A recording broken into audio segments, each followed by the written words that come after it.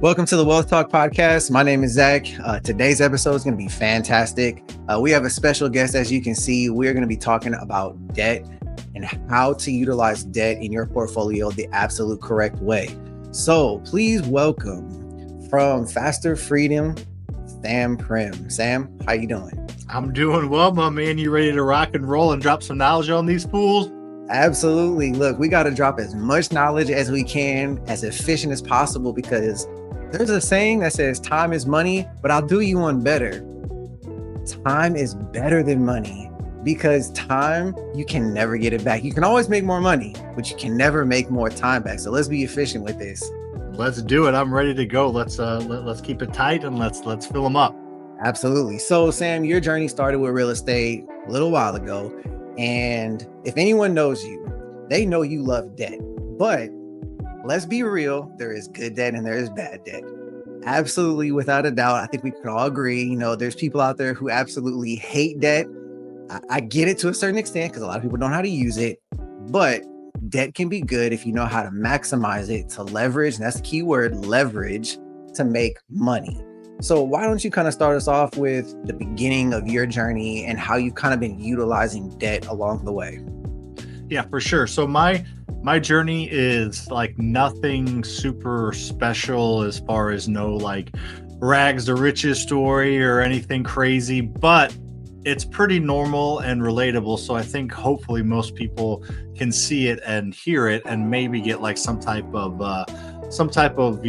motivation through just the relatability side of it. I grew up in Missouri and St. Louis in the Midwest. My dad was an engineer. My mom was a teacher. I had one brother playing sports growing up, going to college. My dad worked for one company for 40 years. That was my plan. That's all I knew, was to go to college, get a job, and work until you're 65 and retire and travel around a little bit. And then you get too old to travel and you just kind of hang out. That was kind of my plan. Yeah. And there's nothing wrong with that. Yeah. But as I got into the quote unquote real world after I graduated college and got a job, I wanted more. I don't know why. I don't know what it is within me, but I wanted to do more. And the best way that I could figure out how to do that was to invest in real estate, because I didn't have to quit my job. I could do it on the side. I could learn at my pace, and it was just something that I knew was proven. Everybody knows real estate creates wealth. That's not arguable. You can argue about debt. We'll get into debt, but nobody argues real estate is a wealth creator. So I was like, all right, I'm gonna start investing in real estate on the side. That was 2014.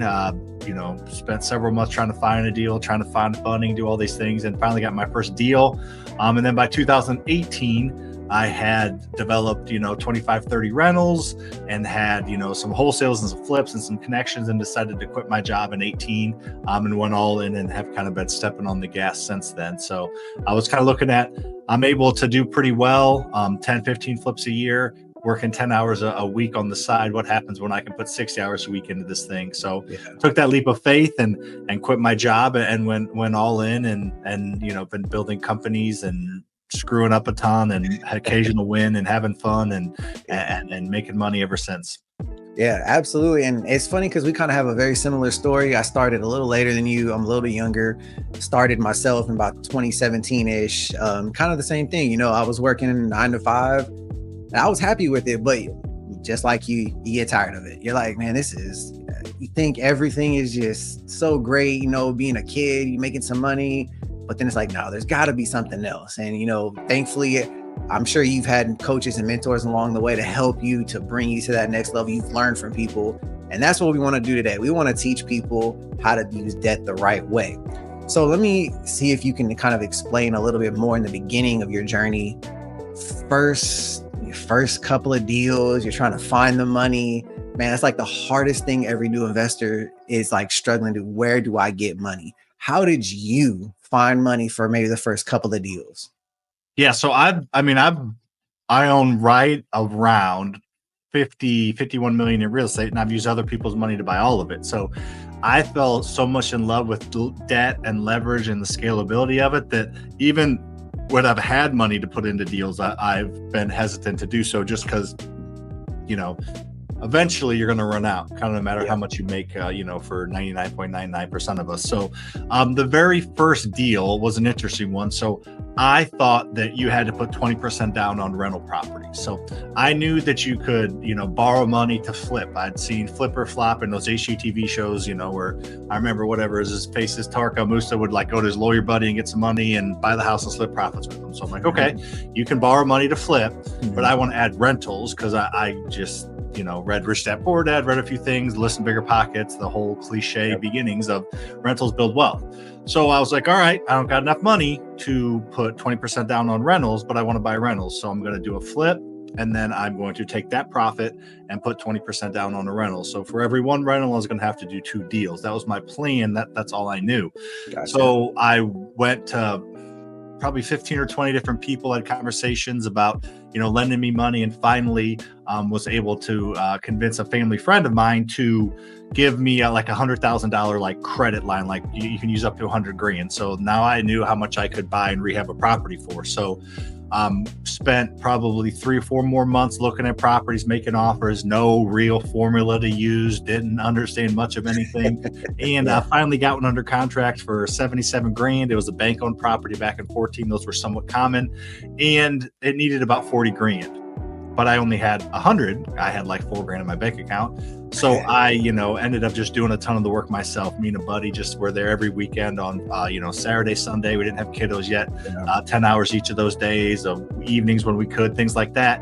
And we got the project done for like right at 100K. Nice. And as we were doing that, I was like, I'm gonna sell it. It's worth 125, 130. I'll put that profit down on the rental. Put that profit down 20% on the rental. And I met someone in the space locally, and they said, why don't you just refinance that at a bank and use the refinance money to pay back your lender? And I did, like, literally didn't know what that was, didn't know about the BRRRR method or anything. Yeah. So I was like, all right. So I called Bank of America. Hey, they're like, what are you talking about? Get the hell out of here, kid. And I called like 20 banks, and they're all like, no. And then I called that guy. I was like, they won't do it. He's like, no, you need to go to like a small local bank, a community bank. I was like, oh, he's like, here's one. Call them. Yeah. Boom. They're like, yep, we'll do it. We'll send out an appraiser. It appraised for 125. So they wrote me a check for 80% of that, which was enough to pay back my private lender. Unfortunately, he wanted some interest, right? So luckily, throughout this 8-month project that should have been 4 months, we got another property under contract. We knew a little bit more, talked to people, understood some formulas, and it was a home run. So he allowed us to pay him interest back on that second property at a higher rate, of course. But it all worked out. Both deals we ended up having. And to just make this full circle, this was 2014, 15 by the time we refinanced. So 10 years ago, the property was worth 125, all said and done. Now it's worth the number now. And I had $100,000 mortgage. Now it's like a $60,000 mortgage. So I have $210,000 of equity in one house that I didn't know what the hell I was doing on. Stumbled into, worked hard, talked to people, and it's just kind of a good example of what one rental can do, because that's 10 years. Yeah. That's as much equity as your average 401k or IRA after freaking 40 years. So anyways, it was just an interesting story of just real estate allows you to be flexible and figure it out as you go. Yeah, I love some of the key points that you were talking about.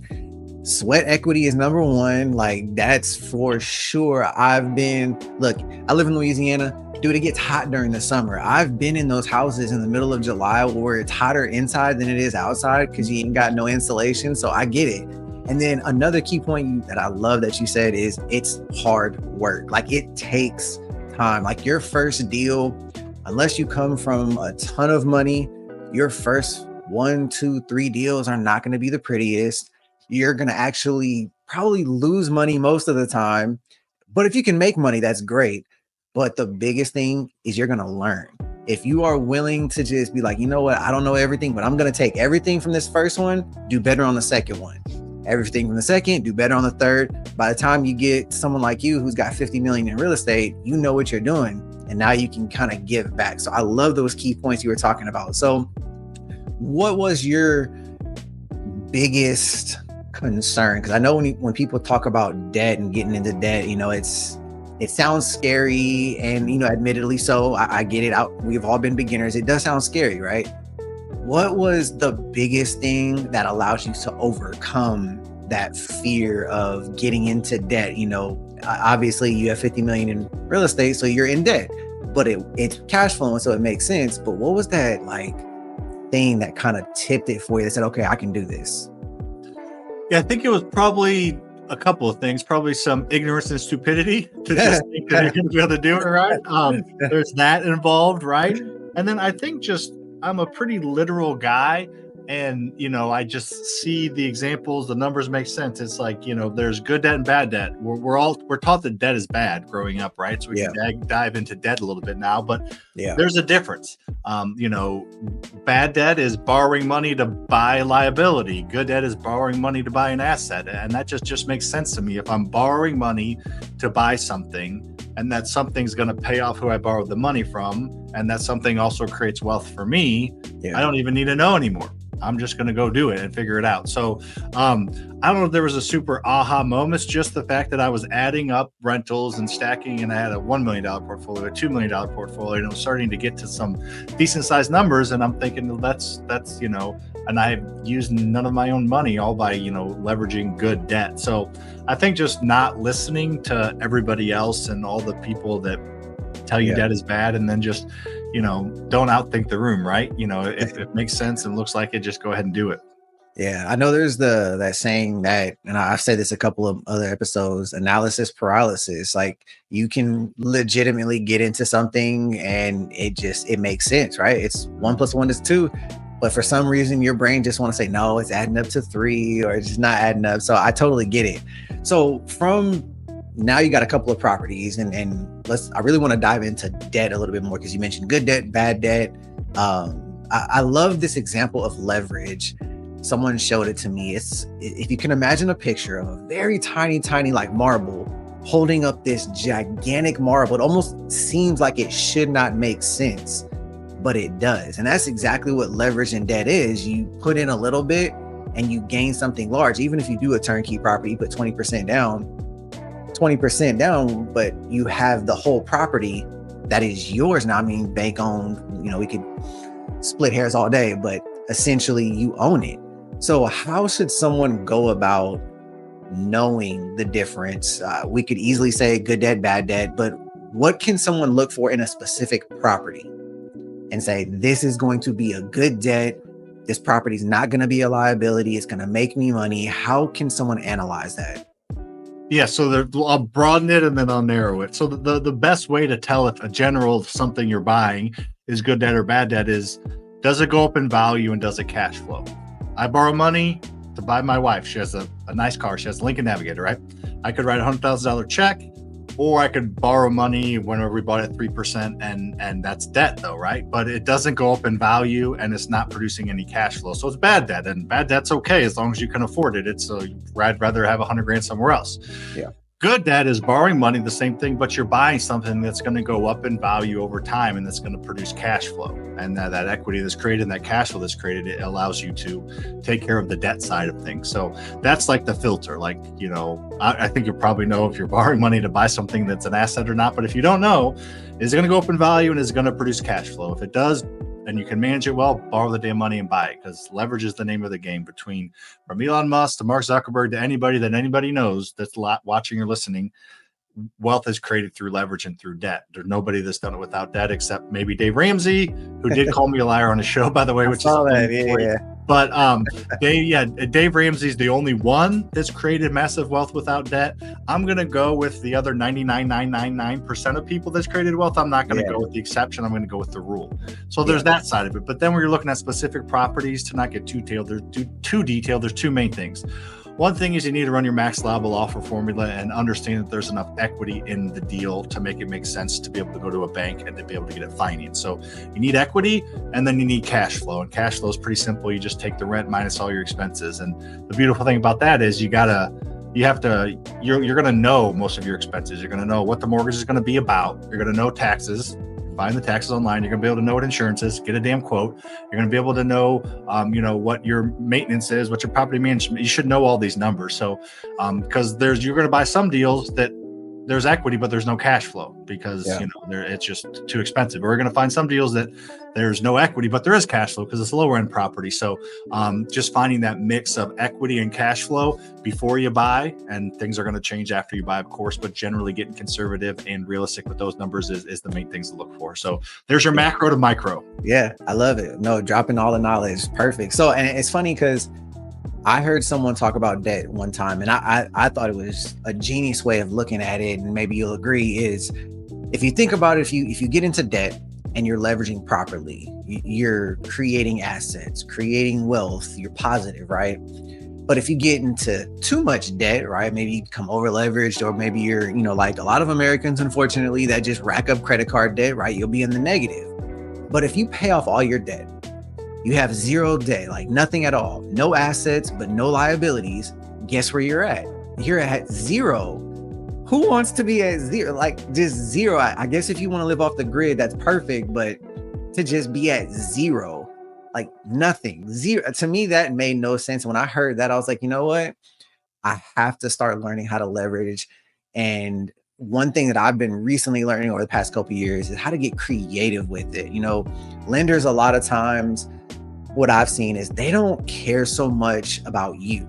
That you're great as the person. If you have some cash, that's great. But what is that property going to do for me as a lender? Like, that's what a lender really cares about. Is it going to cash flow? Is it going to service the debt? Does it make sense? So in your experience, what are some of the challenges, if we could call them that, lenders will present to you as a potential buyer when trying to go get a loan, hard money? I mean, anything. What has been your experience with that? Yeah, so you made a couple good points there. So yeah, I mean, the right lenders that you're going to want to deal with, they're asset-based lenders. They're going to base their lending criteria on the asset and maybe the borrower, but not, maybe not a ton. So there's, borrower-based lending, which is residential lending for your houses. There's DTI. There's all those things taken into account. But when you're talking asset-based lenders, those are investor lenders, and they're going to look at the property first and foremost, and does it cover the note? Are they taking a risk by lending you the money or not? Because it shocks people. Banks don't care about your cash or your 20% down. They just want 20% equity. So if you bring them a $250,000 house, they'll lend you $200,000. Do you have to bring 50 grand to the table to do that? Or you just have 200 in it because you bought it at a deal and you rehabbed it or just got a deal on it. They're fine with that. The right banks don't care about you having any skin in the game. They just want the equity and they want the asset to be able to cover, cover all the owning expenses so they don't have to take it back. Because when banks take properties back, that ends up being a write-off on their books, and they need some of it, but they don't want too much of that. So those are the big things. So if once you're talking to a lender, even if they're an asset-based lender, the biggest things you're going to want to look at is the property a good deal? Is there equity? Is there cash flow? That's going to carry the heaviest weight. It's almost like experience is the new credit. So if you have some experience, great. You don't probably need to worry about much else.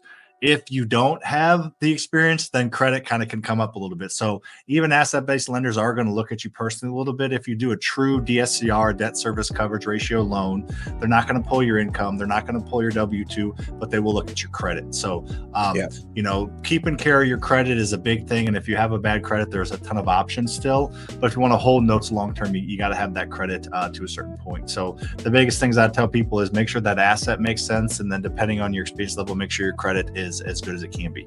Yeah, absolutely. I can speak to that firsthand where lenders don't care about your credit. I've gotten several deals, hard money, private lenders, where my credit was never run. They asked me straight up, how many deals have you done in the past 36 months, in the past 5 years? What does your experience look like? And if you can say, hey, look, I've done 10 deals in the past, 36 months, 5 years, that a lot of times will get you a better interest rate, better terms, better just overall everything. So I can definitely agree with that. So kind of moving forward, we can start to bring it home with this. I love what we've been talking about debt. It's so important. I love it. I actually love both sides of it, right? Who doesn't like getting a big credit card? There's something, a part of our brain that just loves getting that big credit card, right? And going out and just swiping. And then we go look at our checking account, it's still there. It's kind of great, right? But how can someone now, maybe they've gotten their first 1, 2, maybe they've done a bird type deal, it's cash flowing great. How can someone now look to the future and try to scale their portfolio as quickly as possible utilizing debt?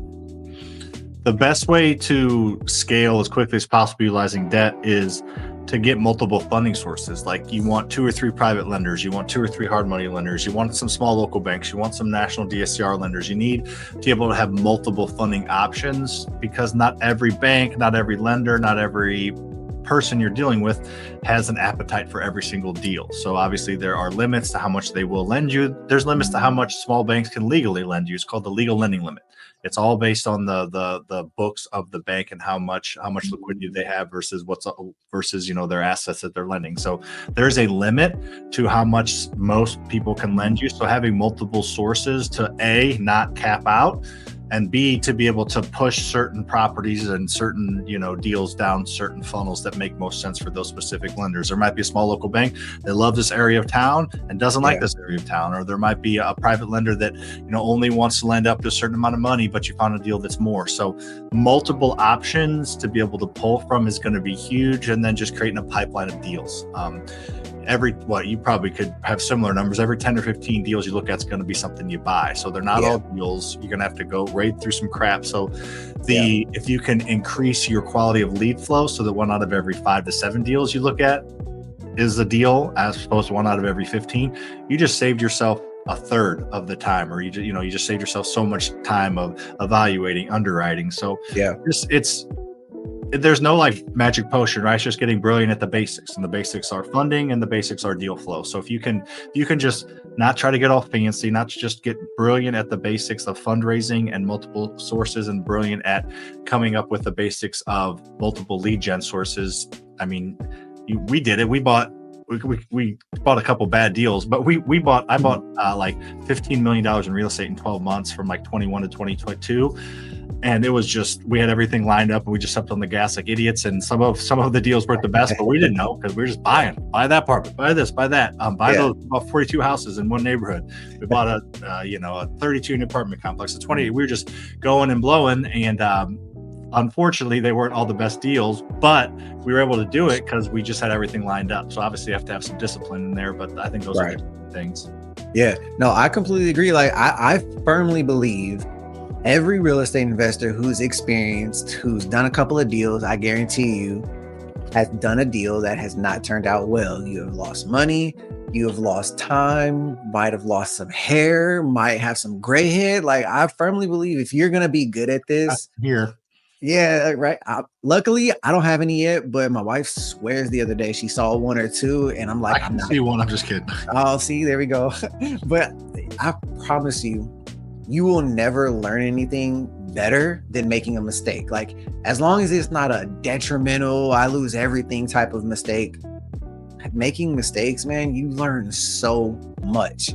So I want you to bring it home with this, and I want to give you just a couple of minutes to just give us just the wisdom of Sam, if we could call it that, when it comes to debt. Yeah, we're gonna do this because I've watched some of your stuff, and if anyone wants to follow Sam, you'll see his tag right there. Follow him Instagram. I'll link everything down below in the show notes. But just give us just some good, solid advice about debt.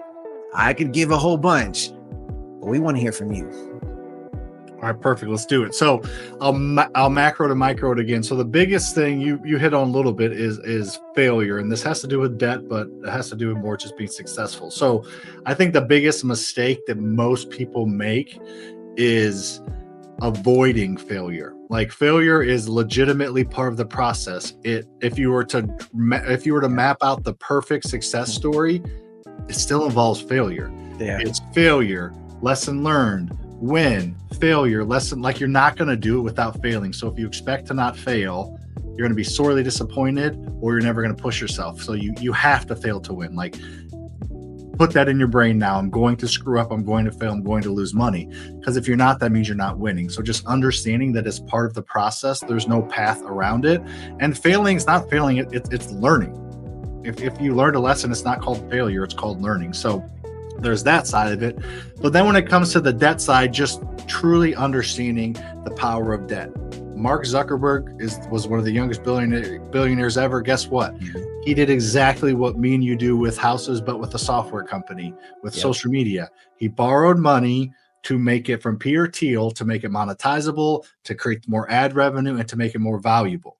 So everyone, Jeff Bezos borrowed money to buy distribution centers and to have books to be able to sell.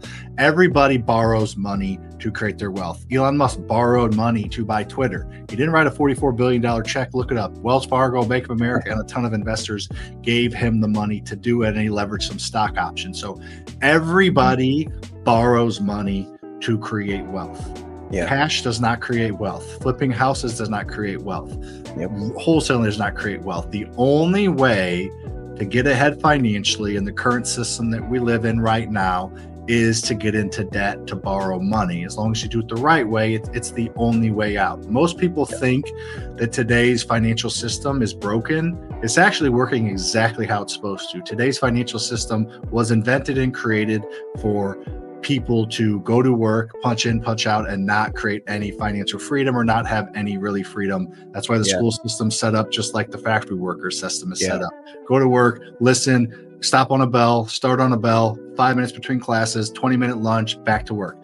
It's created by Rockefeller in the 1900s. Look it up. It's wild. But regardless, the financial system is working how it's supposed to. It's supposed to create opportunities for wealthy people to create more wealth, and it's supposed to force the middle class and lower class to pay all the taxes to run the government. So it's working how it's supposed to, and that's not going to change. So if you want to break free and get ahead and jump in line, you have to get into debt. You have to leverage it to buy assets. You can do it with businesses or real estate. I just think real estate's a little bit more wraparoundable and understandable than a business, because there's a lot of variances that go into that. I completely agree. Well, Sam, man, look, that was powerful. That was a powerful segment, because you hit on a lot of things that I don't think a lot of people really think about or understand. So we might have to do a part 2 on this one, because you hit some things that you kind of hit something with me when you're talking about, what we're taught in America. I went to the whole high school, college thing, and I failed miserably at it, but I learned how to become successful in something else. And what you hit on with what people are taught, the 9 to 5, the grind, it was built like that on purpose. I kind of hate to say it, but it was built like that to keep the wealthy and to keep the middle class middle, to keep the poor. It was built like that. It's a system. It's working perfectly. So, but Sam, if people want to follow you, where can they do that at? Yeah, I'm on pretty much any social media platform, podcast, YouTube, all the things. Usually Sam Faster Freedom's the logo, or the name, but type in Sam Primm or Faster Freedom or Sam Faster Freedom, and you'll find me on the platforms. And there are a lot of fake ones out there. Go to the ones with blue check marks. I promise I'm not gonna DM you and ask you for crypto, so don't fall for the fake accounts. Yeah, absolutely. Well, Sam, it's been a pleasure. I appreciate it. To anyone out there, I'll leave all of Sam's information down in the show notes. If you're listening to it, if you're watching this on YouTube, it'll be in the description. Sam, again, thank you. And it has been a pleasure. Appreciate it, my man.